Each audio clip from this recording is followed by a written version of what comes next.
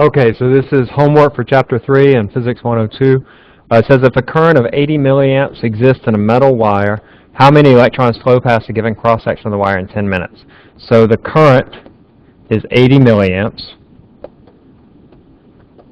want to convert that into amps, so that's going to be 80 times 10 to the minus 3 amps. And my definition of current, I, is the amount of charge that passes a point in a given amount of time, delta Q over delta T. So I want to figure out what is delta Q. How much charge passes? That's going to be I times delta T, which is 80 times 10 to the minus 3 amps. Our amps, remember, is coulombs per second, times the time. And the time here is 10 minutes. But in 1 minute, there are 60 seconds, so that is 600 seconds. So I'm going to multiply this times 600. And that gives me my charge, which is 48 coulombs. And I want to know how many electrons then pass through. One electron has a charge of 1.6 times 10 to the minus 19. It's actually negative, but I'm just worried about the magnitude now. I just want to divide this charge. 48, this is the charge per electron, so it's 48 coulombs divided by 1.6 times 10 to the minus 19 charge coulombs per electron, and then that tells me the number of electrons, which is 3 times 10 to the 20 electrons. So a fairly smallish current, lot of electrons. 1 volt potential difference is maintained across a 10 ohm resistor for a period of 20 seconds. What total charge passes through the wire in this interval? So I know that V is equal to 1 volt, R is equal to 10 ohms, and the time is 20 seconds. What is the total charge? Well, I know, as I said before, that I is delta Q over delta T, and I want to know what is Q. But I don't know the current, but I do know the voltage and the resistance, and I know that that's related to, by Ohm's law, V is equal to IR.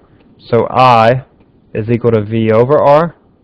That's 1 over 10. So that's 0.1 amps. So this is going to be 0.1 amps times the time, which is 20 seconds.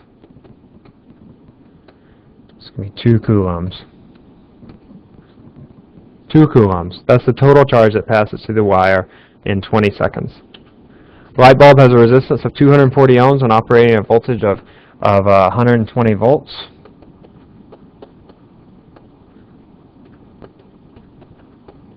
What is the current? As we did before, I is V over R. Just simple use of Ohm's law, 120 volts, or 240 ohms. It's going to be 0.5 amps. What is the power rating? It's part A. Part B is what is the power rating? Several different ways you can do this. You can say P is equal to VI. That's 120 volts times 0.5 amps. So this is a typical 60-watt incandescent bulb. You can do it 3 different ways. You could also say P is equal to V squared over R, or 120 squared over 240. This is also going to equal 60 watts. Or you could say P is equal to I squared R, which is 0.5 squared times 240, which is also going to be 60 watts. All right, remember, these are just different derivations of the power expression using Ohm's law to substitute different values. So in this case, you have both R, V, and I, so it doesn't really matter which one you use. But in some cases, you might not have one or other, so it might be easier to use one of these alternate expressions for power. If electrical energy costs 12 cents, or $0.12 per kilowatt hour, how much does it cost to burn a 100-watt light bulb for 24 hours? So we're looking at $0.12 per kilowatt hour. This is really just unit analysis. So I just want to put in the right units or the dimensions so that I'm just left with dollars. So I'm going to multiply it by kilowatts. So I have a 100-watt bulb, 100-watt bulb, which is 0.100 kilowatts. All right, and then I'm also going to multiply it by the number of hours. I'm looking at 24 hours. And you see the kilowatts cancel, the hours cancel, and it just leaves me with dollar amount, which is not very much, 29 cents to run a 100-watt bulb for an entire day. And then for part B, you want to operate an electronic oven for 5 hours. It carries a current of 20 amps at 220 volts. So I can use this to find the power rating of my oven. It's going to be 220, which is usually what your electric ovens run at, times 20 amps, which is not an absurd current for an oven. So it has a power rating of 4,400 watts.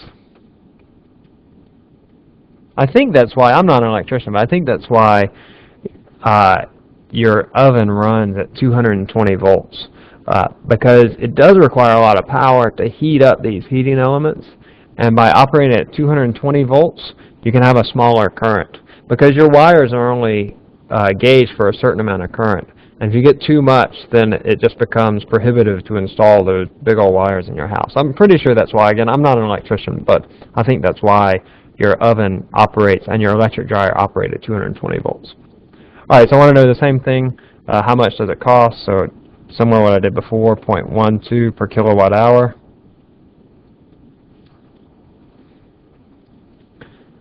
So times the current, or excuse me, the power, 4.4 kilowatts, times 5 hours. This costs $2.64 to run your oven for 5 hours. I'm not sure why you would want to run it for 5 hours, but just note that it costs a lot more to run these high-power objects like electric ovens and electric dryers and what have you.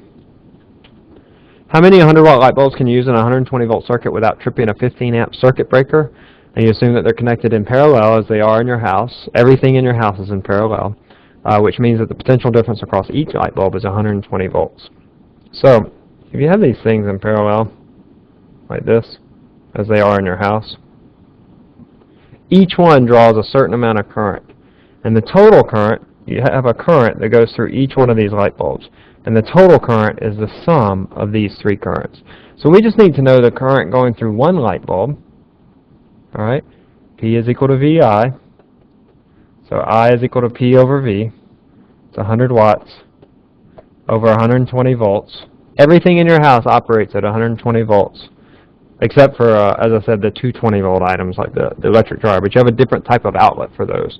So 100 over 120 is 0.83 amps. So these light bulbs are carrying a current of 0.83 amps. How many can I hook up without tripping my 15-amp circuit? So my maximum current is going to be 15 amps. So I just say 15 amps divided by 0.83 amps. That tells me how many light bulbs I can have. And I get 18.1. So that means that I can have 18 bulbs. All right? 18 bulbs are going to carry